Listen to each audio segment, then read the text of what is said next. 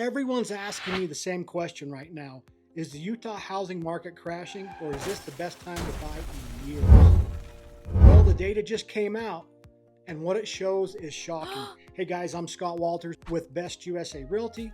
I am your Utah YouTubing realtor, talking all things what it's like to live, sleep, eat, work, and play in Utah. And today we're going to dive into the real numbers on Utah's housing market. So if you're thinking of buying, selling, or investing here in Utah, you need to see what's happening right now, not 3 months ago. And don't forget, I've got a relocation guide, a buyer's guide, and a seller's guide. There's a link for those in the description down below. And with that, let's dive into the numbers.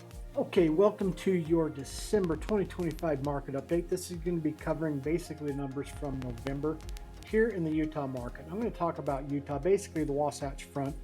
Everything that belongs to the Wasatch Front Regional Multiple Listing Service. That's going to be everything along the Wasatch Front up into Cache Valley. It will not include the St. George and Cedar City areas. All right, let's just take a look at this. Again, I want to just talk about, the median versus the average. The median kind of throws out the highs and the lows and gets you a little bit better data set, at least for looking and comparing home prices and so forth. So we'll be focusing on this blue line, the median line. So sold to list price ratio, well, let's come up to the top. So on the dashboard here, it shows that we're 12,563 active listings right now, and then last 30 days 2,589 sold. That shows that we're down just a little bit on the solds. Under contracts, holding steady at about 4,646. Taking a look at the sold to list price ratio, so this is just where people list their home, let's say 300,000. What do they sell it for? They sell it for 300, or they sell it for 299,900. And so you can see, if we're looking at the median home price, there's a bit of a drop off here at the end of the year for some reason. So in other words, it's showing that people are actually dropping their prices, or they're accepting offers that are less than their list price. Now this looks like a pretty drastic drop off, but we're going from 100% down to about just a little above 98.5%. So keep in mind, people could already have dropped the price multiple times. Generally speaking, people's homes are going to sell once they get within that, like, I'd say 2 to 5% range of what the value of the market is. So say they start the home way overpriced, and then they'll just end up having to reduce it down. Once they finally hit that sweet spot, that's when they'll get the offers and get it under contract. So this is showing that, about 2% or so below what people are listing their home for is what they're getting on their offers. Now this one, we come over to this next graph, the price per square foot in the last 24 months. This is interesting.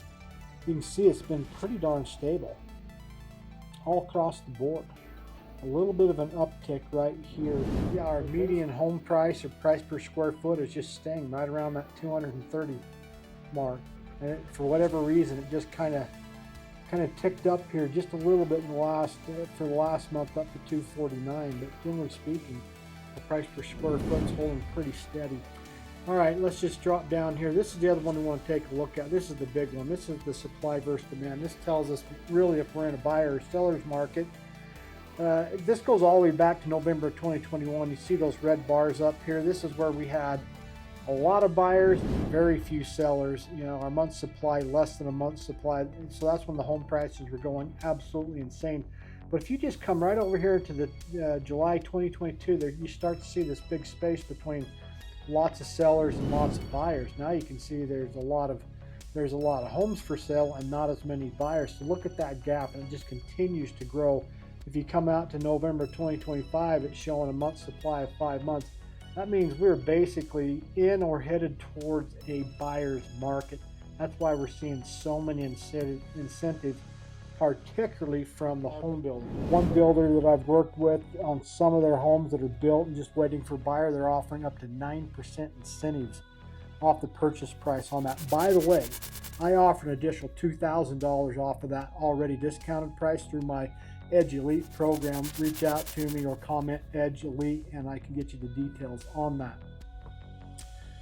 Okay, let's come up over here and check out our market summary. I want to check out the market statistics. All right, so for Utah real estate, we've got just the last month, I guess, new listings went up by 3,505. So that brings our total up to that 12,000, above 12,000 active listings, under contracts of 4,500, sold listings 2,500. Check this out, our average days on market. You see those green arrows? That means it's going up. We've gone up to 68 days. Here's the pie chart. You can see once again the vast majority, so 37% of the homes that have sold in that 300,000 to 500,000 range, and then the next highest amount, 30% of the other homes have been in that 500 to 700,000 range. So basically 67% of all properties sold in Utah are between 300,000 and 700,000. You can see there's only 4.8% in that 200 to 300,000. That's just because there's hardly anything available in that price range. There's almost everything's priced above that $300,000 mark. The other small pie charts are just people that are folks that are buying homes that are 700,000 and on up. Again, here's just some more charts on the average price per square foot. Again, we're going to basically focus in on that median price per square foot. And you can see that, again, we're just right around, hovering around that $240 a square foot. This is on new listings. When they come on the market, they're pricing them at about $240 a square foot. Even back in November 23, it was just under the $240 mark. Right now, 2 years later, it's right at $240. That's for the new listings. Well, what about the active listings, the ones that have been on for a little bit? You know, again, they're just barely barely above that $240 a square foot. Well, let's take a look at the under contracts, the ones that are actually under contract. Again, that line is just holding steady for the last 2 years. That shows you how our market is kind of leveled out. We're not accelerating a lot. We're really staying steady. Let's take a look at the sold listings. What did they actually sell for? And if you look at that, it's just under that $240 mark. I would guess that's probably around $230. So we're looking at the homes that actually sell are selling for about $230 a square foot. My wife and I were just talking earlier today that we always remember calculating it at $100 a square foot. It's amazing to us that it's gone up so much. We'll look at. Let's come back over to market summary and let's check out the residential market stat infographic real quick. This is just kind of a quick snapshot of the overall market. Active listings are up 18.7%. And then the sold listings are actually down 17.3%. You can see the active listings, 12,632. Last November, we had 10,643 active listings. Sold listings right now, 2,524. Last November, it was 3,049. You can see the median sale price per square foot, like I was talking in those last charts, pretty much stayed steady, 0%. This November is $230.36. Last November is $230.37. You got a penny change. So that we're holding steady on that price per square foot number.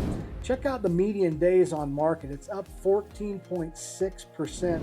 Our month's supply is up 43.5%. So we've gone from we're currently at a 5-month supply of homes. Last November it was a 3.5-month supply. That median days on market has gone is 47 days now, and that's up from 41 days. Let's just take a look at the monthly local market real quick. Okay, so this chart right here just shows the difference between last year and this year, and it shows you year to date. We're going to look at new listings, closed sales, and the median sales price. So new listings last year in November, there were 3,436. This November, there's 3,505, so that's gone up a little bit. Closed sales last November, 3,049. This November, we're down to 2,521. Shows a little bit of slowing in the market compared to last year. New listings, 51,522. This year at the same time frame, 56,377. So a lot more new listings. Closed sales, we've gone up from 35,635 to 36,115. So if we want to take a look at the monthly metrics as far as new listings going back a couple years, you can see in November 2023 there were 3,140. In 2024 there were 3,436. 2025 3,505. So year to date, if we go 2023, it was 45,769. 2024 is 51,522. And then 2025, we're up 56,377. Yeah, this chart's kind of fun to look at. Here's the inventory home sales in November of 2025.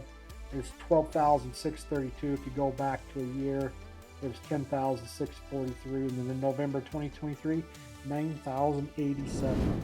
Now check this one out. Here's our month supply of inventory. November of 2023, it was a 3.7 month supply. 2024, real close, 3.5. This November 2025, a big jump up to a 5-month supply. Again, that's why you're seeing so many incentives. And again, the builders are offering incredible incentives right now. Again, I've got that Edge Elite program that'll save you an additional $2,000 off your already discounted prices from the incentives that are being offered by the builders. Okay, we'll wrap that up for today. This is your December 2025 market update. This covers basically all the numbers in November. We'll catch you next month in January, and I'll give you the update of where the numbers ended for December, as well as kind of give a prognostication of where things are heading for 2026. Again, I'm Scott Walters, the Best USA Realty. I am your Utah YouTubing realtor, talking all things what it's like to live, sleep, work, and play in Utah. If you found this video helpful, go check out my pros and cons playlist, where I have pros and cons videos about almost every city along the Wasatch Front, as well as down in southern Utah. And with that, we'll see you on the next video.